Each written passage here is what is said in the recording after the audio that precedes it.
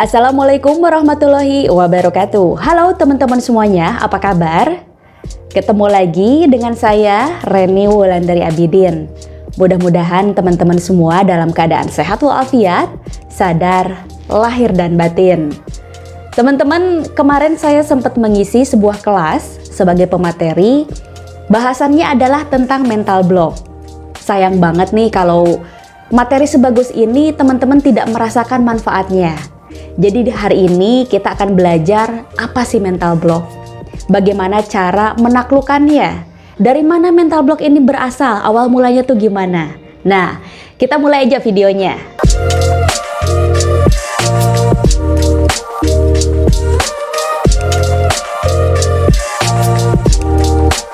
Baik, kita mulai dengan apa itu mental block. Mental block teman-teman sudah tahu ya, hambatan mental. Tetapi mungkin banyak yang belum sadar bahwa sebetulnya tujuan mental block itu baik. Jadi mental block ini ingin agar kita ini nggak kenapa-napa. Agar kita ini selalu aman, nyaman, dan tidak terkena ancaman-ancaman atau bahaya-bahaya tertentu. Makanya muncullah mental block. Tetapi mental block ini sering salah kaprah teman-teman. Dia muncul di saat-saat yang justru kita harusnya bisa meraih impian-impian kita. Bisa meraih apapun yang kita inginkan, dihalangi oleh mental block dengan alasan biar kita tidak terkena resiko yang membahayakan. Tetapi ini kan tidak memberdayakan. Ya, ini adalah saat yang tidak tepat nih mental block ini muncul. Jadi mental block ini dia muncul kenapa di saat-saat yang tidak tepat? Karena keyakinan-keyakinan yang tidak memberdayakan. Jadi mental block adalah suatu belief, suatu keyakinan yang dimana belief ini adalah perasaan, berpikir, cara bertindak, cara berperilaku, atau kebiasaan-kebiasaan tertentu yang akhirnya terkumpul menjadi sebuah program pikiran yang menjadi belief, menjadi keyakinan yang kita anggap benar, yang kita rasa benar. Uniknya si belief ini yang menjadi hambatan mental ini ya, sebetulnya ada baik ada buruk. Seperti yang di awal sebetulnya niatnya baik, tergantung dampak dari setelah dia baik ini apakah membuat kita lebih maju atau enggak. Kalau membuat lebih maju namanya stepping block. Contohnya nih, ada temen nawarin narkoba, ini narkoba nih asik nih, biar kita relax, biar kita happy gitu ya, biar kita nggak stres. Karena belief-belief yang ada di dalam kepala kita bilang yang diajarkan orang tua, lingkungan, televisi ya, narkoba itu merusak bangsa, narkoba itu bisa dipenjara, narkoba merusak tubuh. Ada belief yang bilang bahwa jangan, narkoba itu nggak baik buat kita. Nah ini stepping block, ini justru baik. Jangan kita otak-atik. Yang kita otak-atik, yang kita kelola, yang kita robohin untuk kita buat ulang adalah mental block. Mungkin teman-teman bertanya-tanya, kapan mental block ini terprogram?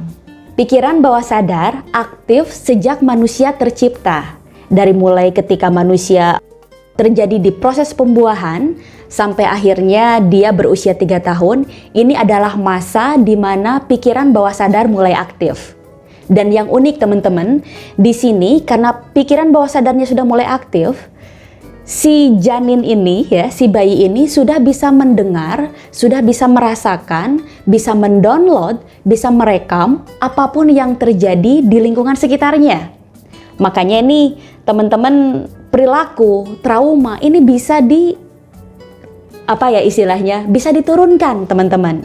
Makanya kan kita sering melihat ada anak kecil ya, kok beda dengan anak-anak yang lain. Tantrumnya tuh kebangetan gitu, ada yang hiperaktif gitu ya, ada yang cengeng banget dan sebagainya. Ini dipengaruhi oleh trauma-trauma yang si bayi ini rekam ketika mereka sedang berada di dalam kandungan atau ketika mereka sudah lahir sampai usia 3 tahun. Jadi mungkin ketika orang tuanya bertengkar, kemudian dia mendengar ucapan-ucapan yang tidak mengenakan, emosi orang tuanya ya, apalagi ibunya misalkan ketika hamil itu stres, tertekan, begitu banyak merasa gangguan-gangguan psikis. Ini mempengaruhi kualitas kejiwaan anaknya.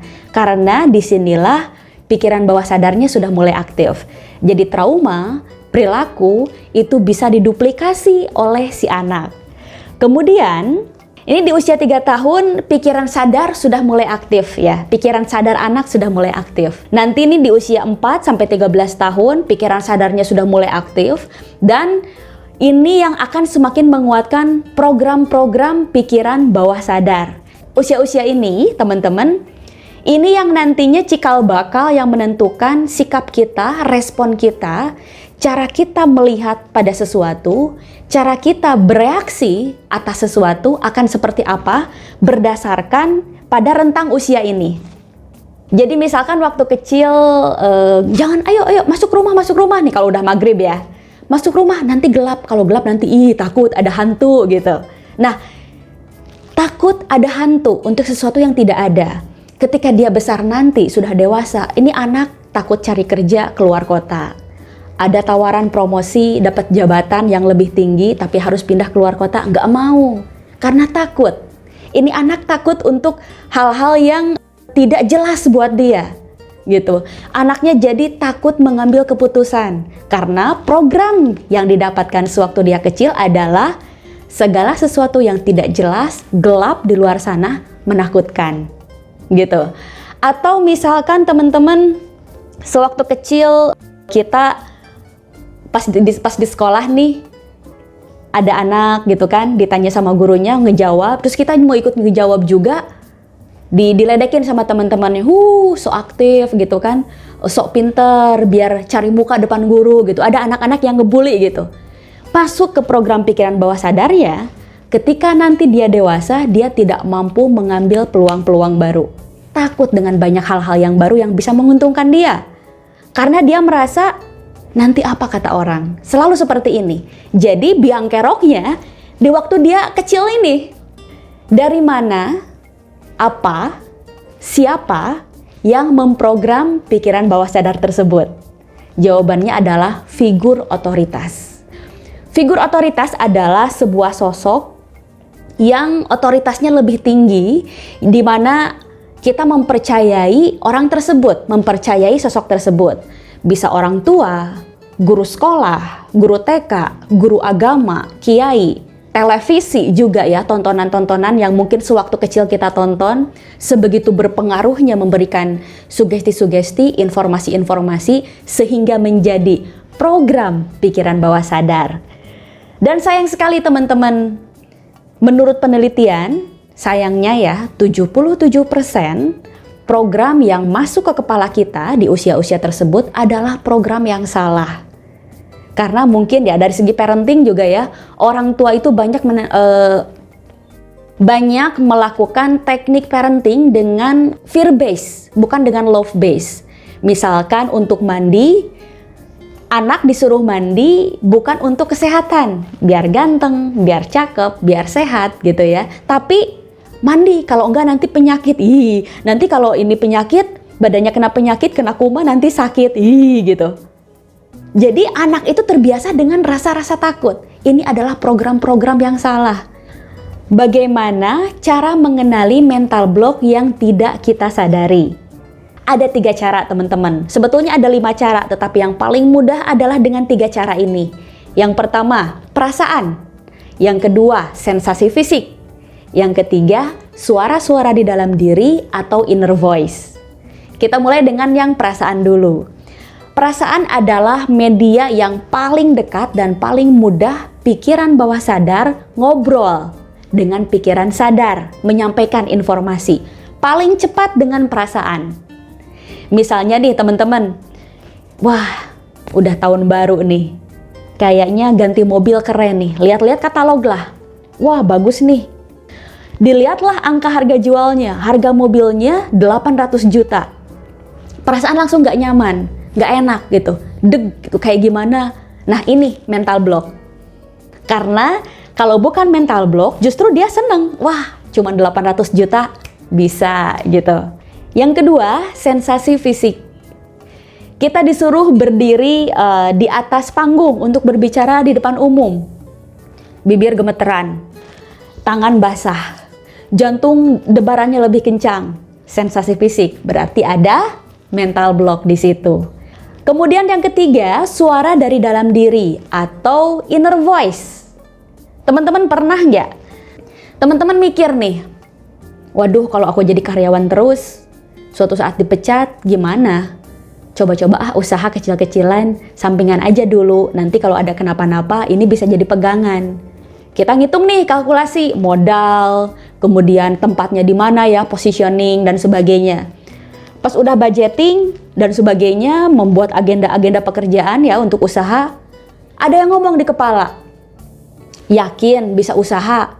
Susah loh buka usaha itu. Bisnis itu bukan usaha kecil-kecilan, ini butuh konsentrasi yang besar. Kamu kan kerja. Itu orang yang pertama yang ngomong. Orang yang kedua, suara yang kedua ngomong lagi. Dari leluhur-leluhur kita, ibu bapak kita, nenek-nenek kita, nggak ada yang jadi pengusaha. Jangan mimpilah. Udahlah biasa aja, jadi karyawan juga oke kok. Ada lagi yang ngomong ya. Kemudian yang lain lagi ngomong, gak gampang loh, kalau bangkrut gimana? Emang kamu ada pengalaman? Yang lain kan sukses jadi pengusaha karena ada yang ngajarin, orang tuanya pengusaha, punya banyak relasi. Kamu tuh siapa? Jangan berani bermimpi. Nah, suara-suara ini bukan setan, bukan jin, tetapi bagian dari diri kita. Yang suara-suara ngomong ini adalah pengalaman-pengalaman kita di masa lalu yang muncul. Inner voice ini teman-teman hati-hati yang sering anxiety, yang sering cemasnya berlebih, yang sering overthinking. Semakin overthinking, semakin banyak suara-suara di dalam diri. Ya, hati-hati karena suara-suaranya tidak memberdayakan. Oke. Lanjut lagi ke slide berikutnya ya. Lalu bagaimana cara membongkar mental block? Bagaimana cara kita biar bisa melepaskan si rem dari mobil balap ini? Yang pertama teman-teman, sadari dulu. Sadari mental block apa yang kita punya. Sadarinya adalah teman-teman mulai tantang diri sendiri. Teman-teman impiannya apa? Tulis ya di kertas, pengen rumah, mobil, pergi ke Italia, pergi umroh, punya bisnis, punya properti, tulis aja. Tulis ya. Kemudian misalkan dari punya rumah.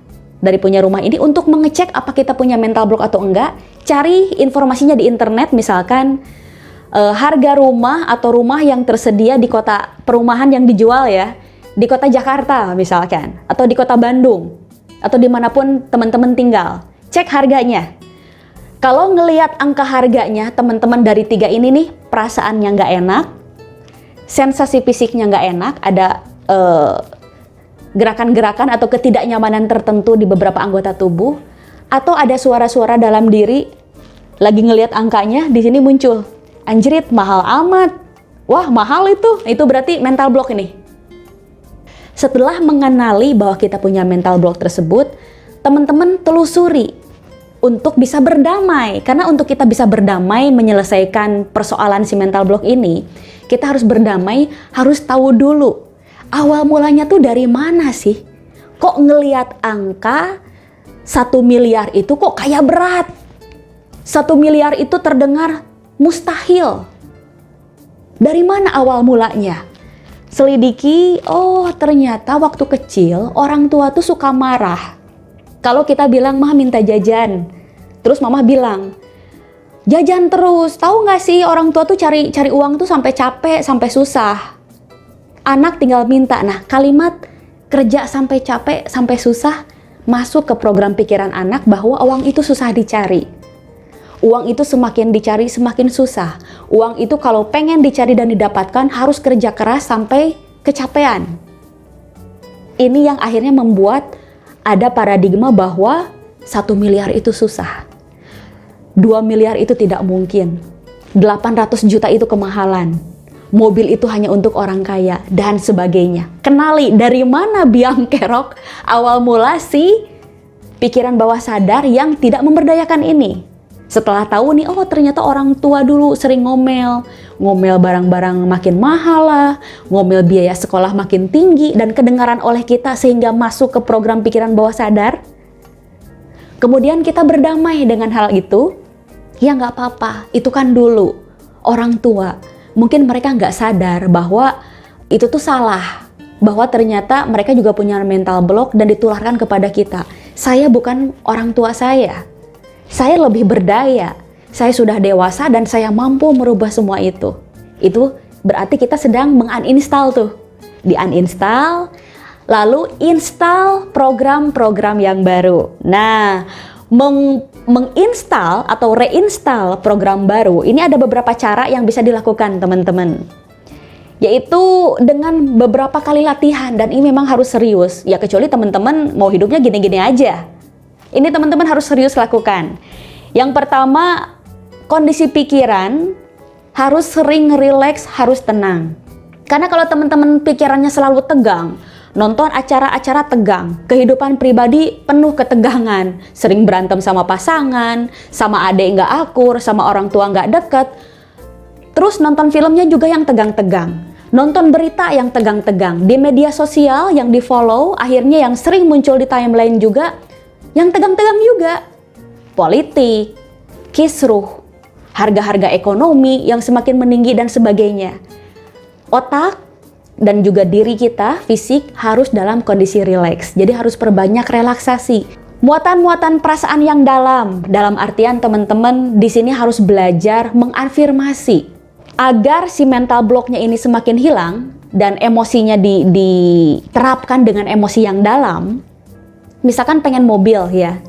Mobil ini oke lah, kayaknya 500 juta. Terlalu tinggi sebetulnya, tapi saya coba merubuhkan mental block ini. Biar emosinya makin tinggi ini teman-teman. Teman-teman hubungi salesnya, datangi dealernya, masuk, rasakan, pegang semuanya, rasakan sensasi fisik panca indera semua kepada mobil tersebut. Ini akan membongkar mental block karena barangnya sudah di tangan. Tinggal kepemilikannya aja. Rasakan teman-teman. Repetitif, pengulangan, ini juga penting teman-teman. Jadi si program pikiran bawah sadar akan menangkap bahwa ini adalah program yang baik untuk dia install ketika kita repetitif, mengulang, membahas, memberi atensi kepada hal tersebut. Pengen mobil, misalkan mobil yang paling bagus nih, mobilnya Honda misalkan atau Toyota, maaf ya nyebut merek.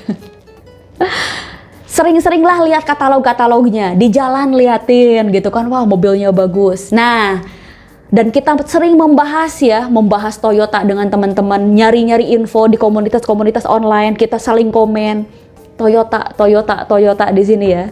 Akhirnya lama-lama menjadi program lama yang tidak memberdayakan bahwa Toyota itu sulit diraih, akhirnya kita akrab.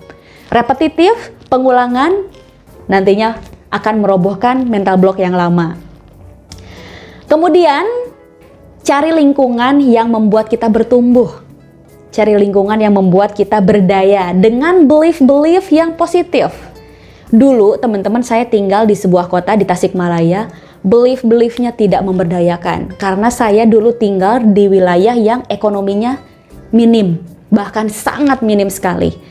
Sehingga lingkungan saya tidak memberdayakan. Ketika saya dapat beasiswa, saya sering ranking 1, saya sekolah di sekolah favorit, lingkungan ini mulai ngomong, sok keren pakai sekolah di sekolah elit, pakai sekolah di sekolah unggulan, sekolah yang deket aja, jalan kaki juga nyampe, ngapain jauh-jauh harus keluar ongkos setiap hari. Ini lingkungan-lingkungan yang tidak memberdayakan sekali. Wah, Mbak Reni, tidak memungkinkan. Saya harus hijrah tuh nggak bisa. Saya harus ninggalin orang tua dan sebagainya. Minimal hijrah secara online. Cari orang-orang untuk teman-teman mungkin berkomunikasi, bersilaturahmi secara online yang hanya memberdayakan aja. Guru-guru, trainer, coach, banyak banget ya. Teman-teman, ketika teman-teman banyak alasan, ini adalah mental block. Kemudian yang paling terakhir dan paling menurut saya ini sangat penting ya, bahkan menurut saya ini adalah pokok dari semuanya. Jadikan semuanya adalah kebiasaan. Jadi ganti kebiasaan lama, buat kebiasaan baru menjadi kebiasaan yang lebih memberdayakan teman-teman. Karena dengan mengganti kebiasaan, ini akan merubah servo mekanisme kita yang akhirnya mental blocknya juga akan lama-lama tergeser, terstimulan untuk membuat stepping block, tidak ada lagi mental block dengan cara mengganti kebiasaan. Oke, gitu ya teman-teman ya. Panjang juga saya ngebahas mental block dan tadi ngomong-ngomong tentang servo mechanism. Ini ada hubungannya juga ya, mental block dengan servo mechanism. Mungkin saya akan bahasnya di video yang lain. Tapi saya berharap teman-teman mudah-mudahan dengan dibahasnya mengenai mental block ini, kita semakin paham, kita mungkin sudah ketinggalan jauh sebetulnya dengan impian-impian kita yang dulu kita buat. Ingat nggak? Waktu kecil ada yang cita-citanya mungkin jadi dokter, jadi pilot, jadi pengusaha. Kenapa sekarang cuman begini? Padahal waktu kecil semuanya nampak possible. Semuanya nampak mungkin terjadi. Siapa yang dulu ngancurin? Siapa yang dulu bilang jadi dokter itu nggak bisa karena kita miskin? Siapa yang bilang jadi pilot itu nggak bisa karena kita bodoh? Siapa yang bilang untuk jadi tentara itu nggak bisa karena kita nggak pintar? Siapa yang bilang? Siapa yang meruntuhkan semua itu? Mungkin impian kita yang dulu sudah tidak bisa tercapai, tapi teman-teman bisa membuat cita-cita yang lebih tinggi lagi yang baru sekarang dibangun lagi. Ingat, program-program lama bukan kita yang bikin. Ini saatnya teman-teman bikin program teman-teman sekarang. Cukuplah puluhan tahun, belasan tahun hidup kita diprogram, dibuat oleh orang-orang. Yuk, sekarang buat oleh diri sendiri, untuk kepentingan diri sendiri, karena kita yang menjalani hidup ini. Begitu banyak hal-hal yang harusnya kita dapatkan sebagai kebahagiaan, prestasi, kesuksesan. Gak jadi kita raih hanya karena omongan-omongan orang.